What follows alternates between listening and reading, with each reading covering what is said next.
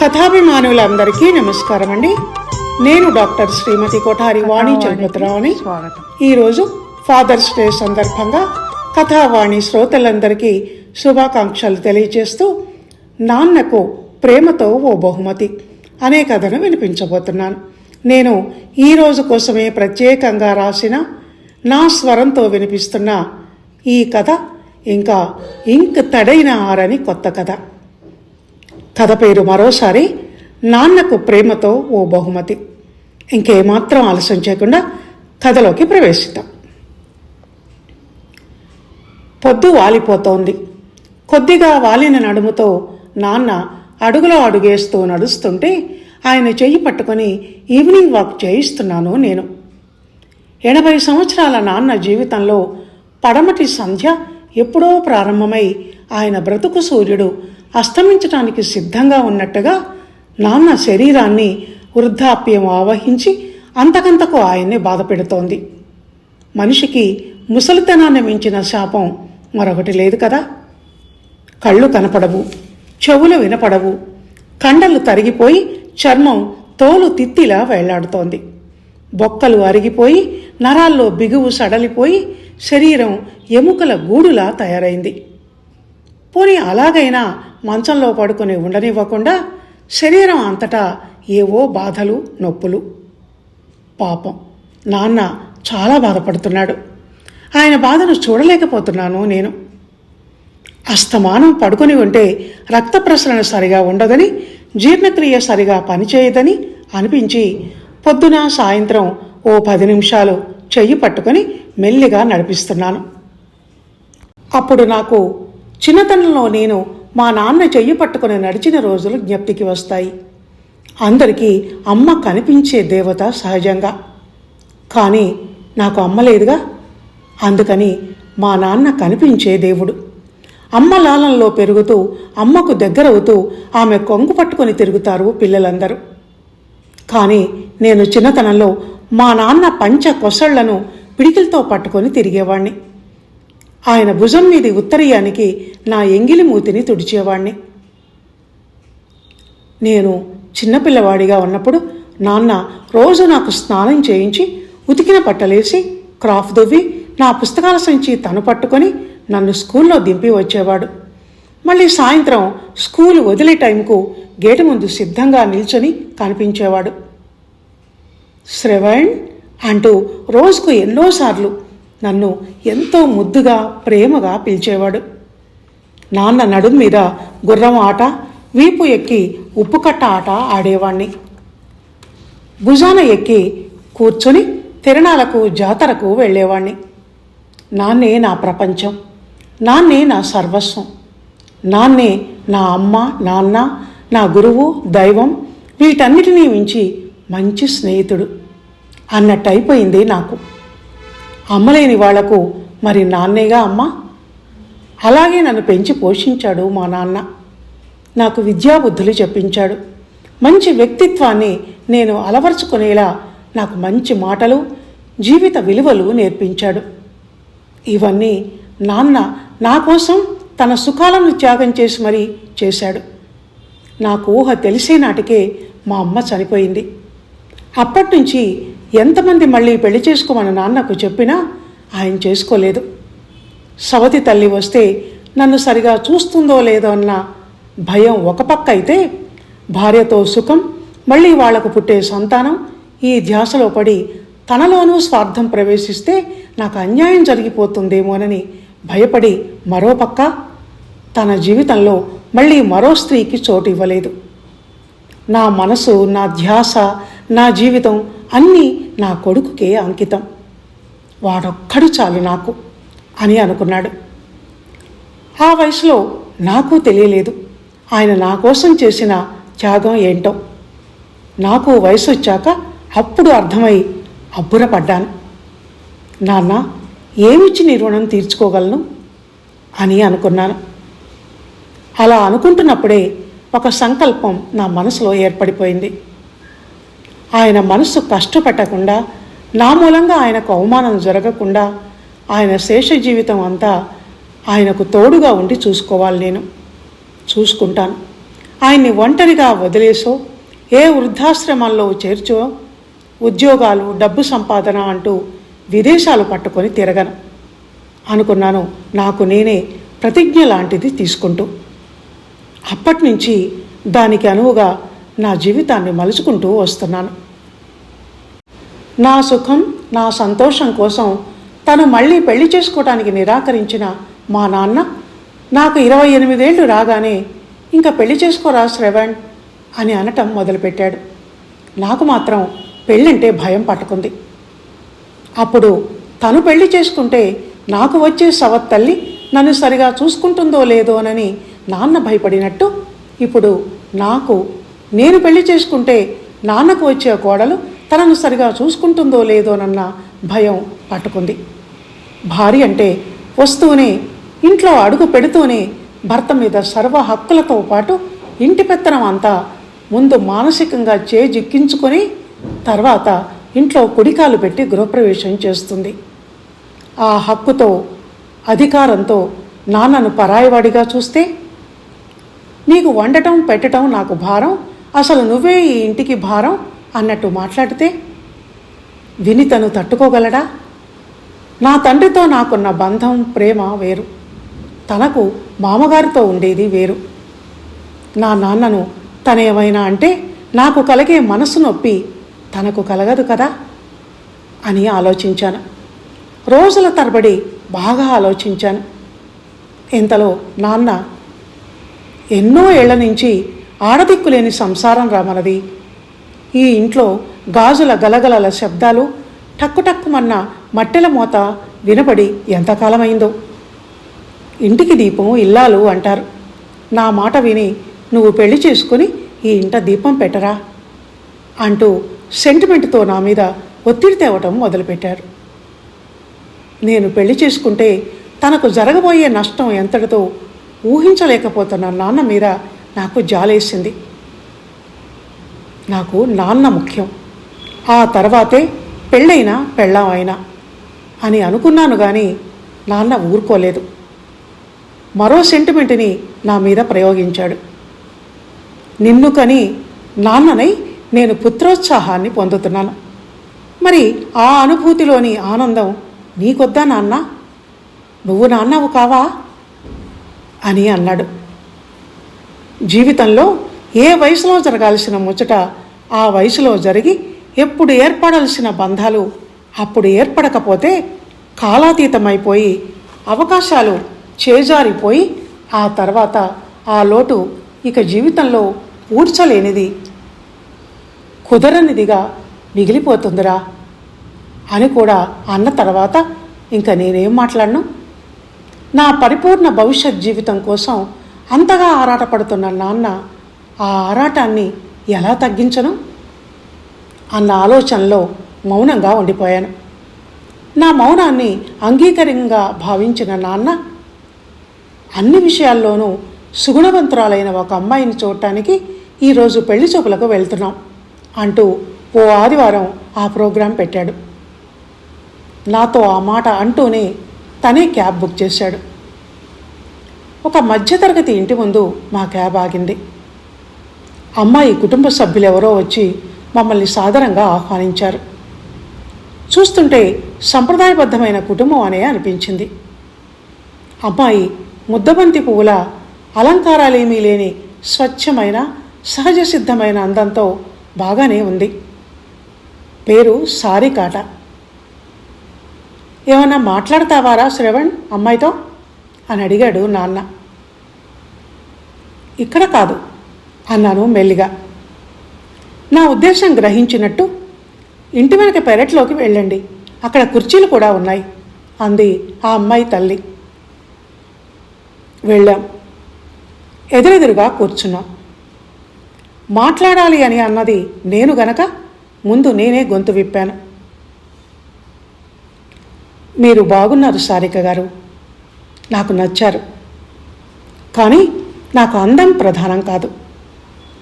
కొన్ని దశాబ్దాల సుదీర్ఘకాలం ఇద్దరం ఒక కప్పు కింద కలిసి కాపురం చేయాలంటే మన మధ్య అండర్స్టాండింగ్స్ ముఖ్యం. ఏదైనా ఓపెన్గా మనసులో ఏది దాచుకోకుండా మాట్లాడుకుంటే రేపు మన ఇద్దరి మధ్య ఎలాంటి అవగాహన లోపాలు భేదాభిప్రాయాలు రాకుండా ఇద్దరి జీవితాలు హాయిగా ఆనందంగా ప్రశాంతంగా సాగిపోతాయని నాకు అనిపిస్తుంది. మీది అదే అభిప్రాయం అయితే మీరు కూడా అలాగే నాతో మాట్లాడి ఎలాంటి వైవాహిక జీవితాన్ని మీరు కోరుకుంటున్నారో ఓపెన్గా చెప్పండి. మీరు చెప్పిన తర్వాత అలాంటి మీరు కోరుకున్న జీవితాన్ని మీకు నేను ఇవ్వగలను అనుకుంటే పెళ్ళికి ఓకే చెప్తాను. లేదు అనిపిస్తే ఇంతటితో ఈ టాపిక్ ముగించి ఎవరి దారి వాళ్ళం వెళ్ళిపోదాం అన్నాను. అంతవరకు తల వంచుకొని కూర్చున్న సారిక, మీరు చెప్పండి అంది క్లుప్తంగా. దాంతో మళ్ళీ మొదలుపెట్టాను. నాకు ఒక్కటే కోరిక, నేను మీ నుంచి ఆశించేది ఒక్కటే. నాకు చిన్నతనంలోనే తల్లి చనిపోయింది. అప్పటి నుంచి మా నాన్నే మా అమ్మ కూడా ఒక స్త్రీ తన బిడ్డను ఎలా పెంచుతుందో అలాగే పెంచాడు. నా కోసం తను సంసార సుఖాన్ని దూరం చేసుకున్నాడు. మరో స్త్రీని భార్యగా తన జీవితంలోకి ఆహ్వానించలేదు. దానివల్ల నా చిన్నారి మనసు ఎక్కడ గాయపడుతుందో అని. అందరూ ముందు అమ్మని చెప్పి నాన్నను తర్వాత చెప్తారు, అమ్మ నాన్న అంటూ. కానీ నాకు మాత్రం ముందు వరుసలో మా నాన్నే వచ్చి నిల్చుంటారు. తర్వాతి స్థానం అయిన అమ్మ కూడా తనే అవుతాడు. దీన్ని బట్టి మీరు ఊహించుకోవచ్చు మా బంధం ఎలాంటిదో. అందుకే నేను మిమ్మల్ని ఒకే ఒక్క కోరిక కోరాలనుకుంటున్నాను. ఆయన శేష జీవితం నిశ్చింతగా ఆనందంగా గడిచిపోవటానికి మీరు నా సహధర్మచారిణిగా నాతో సహకరించాలి. మన మూలంగా ఆయన కంట ఒక కన్నీరు బొట్టు రాలినా నేను అది చూసి తట్టుకోలేను. ఎందుకు ఇంతగా చెప్తున్నానంటే, సంసారం అన్న తర్వాత ఏవో చిరాకులు పరాకులు కోపతాపాలు తప్పనిసరి. మనం ఆఫ్టర్ ఆల్ మనుషులం గనుక మనలోనూ అప్పుడప్పుడైనా అసహనాలు రోషాలు పౌరుషాలు తలెత్తక మానవు.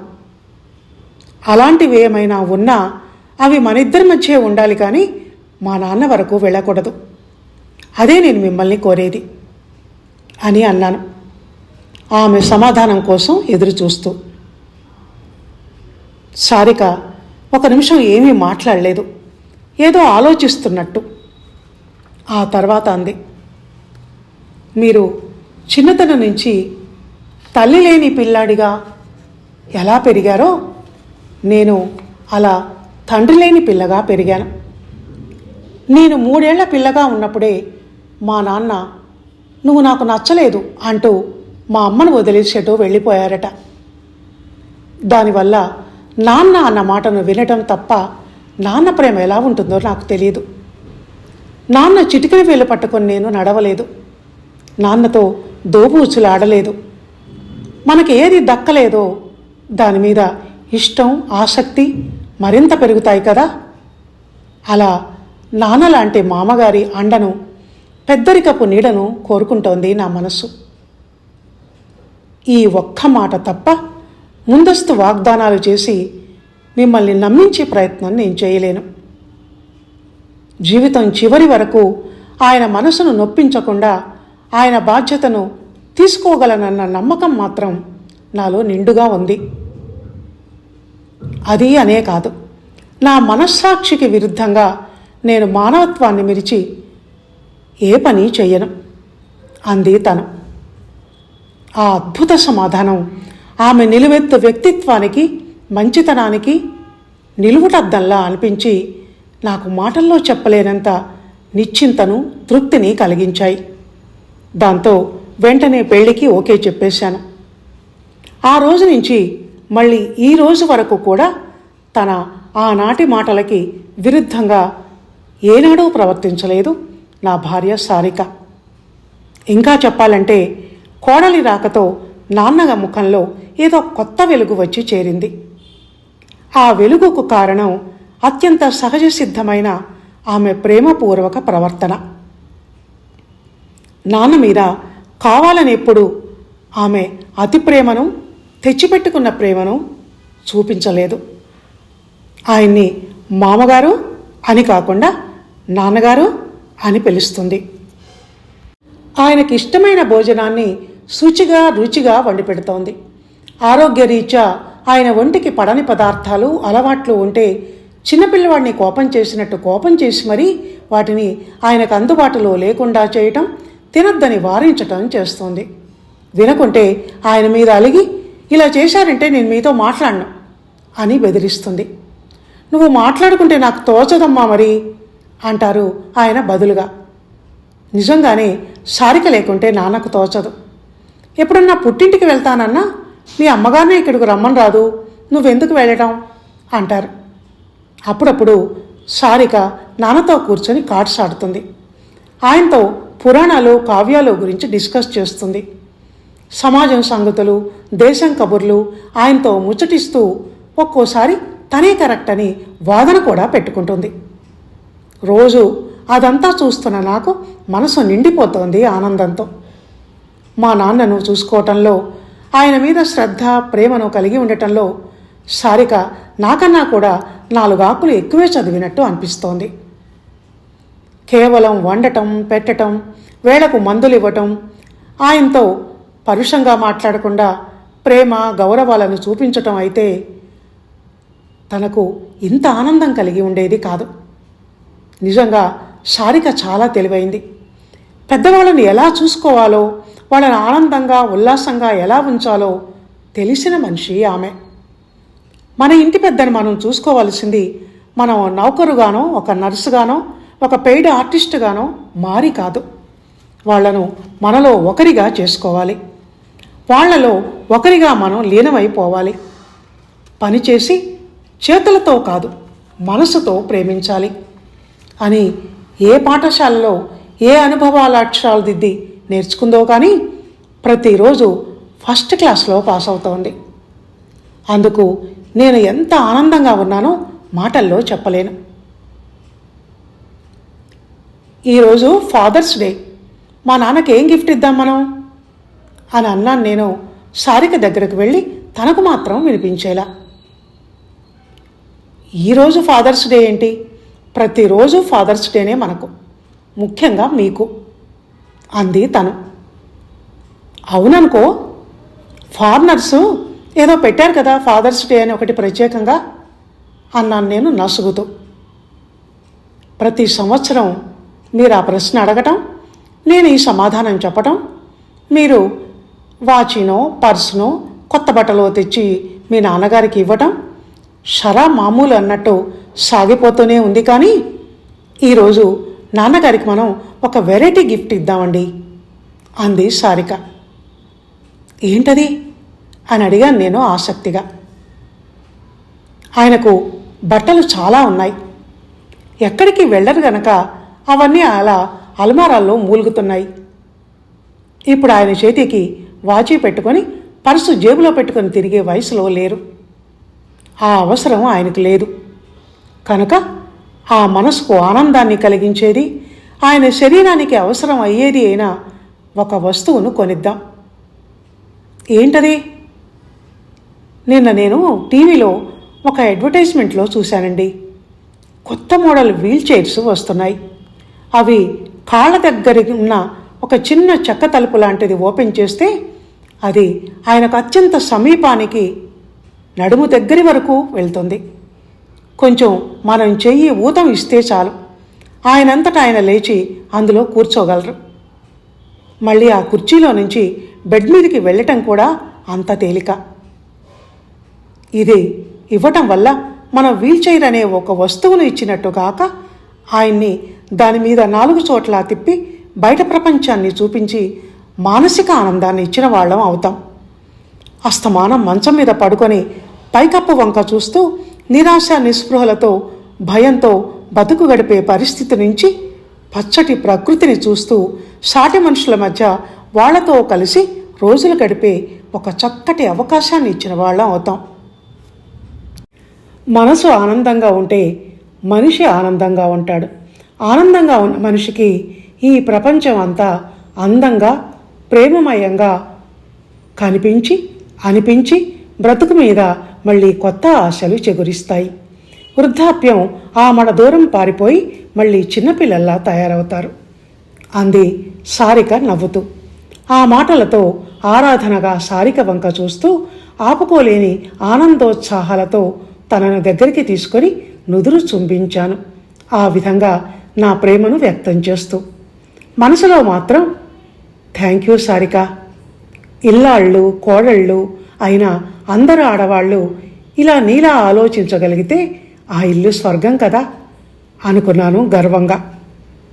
ఇంకా ఏమనుకున్నానంటే, నాన్నకు ఫాదర్స్ డే గిఫ్ట్గా ఈరోజు నేను ఇస్తున్నది న్యూ మోడల్ వీల్ చైర్ కావచ్చు, కానీ అసలైన బహుమతిని నాన్నకు ప్రేమతో అంటూ ఆయనకు ఏనాడో 10 ఏళ్ల క్రితమే ఇచ్చేశాను.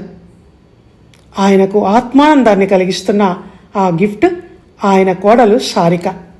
ఈ వయసులో అది ఆయనకు వెలకట్టలేని అద్భుతమైన బహుమతి అనుకున్నాను భావోద్వేగంతో కళ్ళు చెమర్చగా.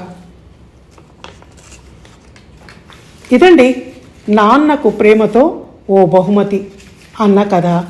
విన్నారు కదా. నా మనసుతో రాసిన ఈ కథ మీకు నచ్చిందని అనుకుంటున్నాను. నచ్చితే మాత్రం ఈ వీడియోని లైక్ చేసి షేర్ చేయటం మర్చిపోకండి. ఆ చేత్తోనే మీ స్పందనను కామెంట్ రూపంలో తెలియచేయండి. శ్రోతలందరికీ మరోసారి హ్యాపీ ఫాదర్స్ డే అని చెప్తూ ఇక సెలవు తీసుకుంటాను. వచ్చే వారం ఉత్కంఠభరితమైన ఒక క్రైమ్ స్టోరీని తెచ్చి మీకు వినిపించబోతున్నాను. స్క్రిప్ట్ రెడీ అయింది, ఇంకా రికార్డ్ చేయడమే ఆలస్యం కనుక ఎదురు చూస్తూ ఉండండి. ధన్యవాదాలు.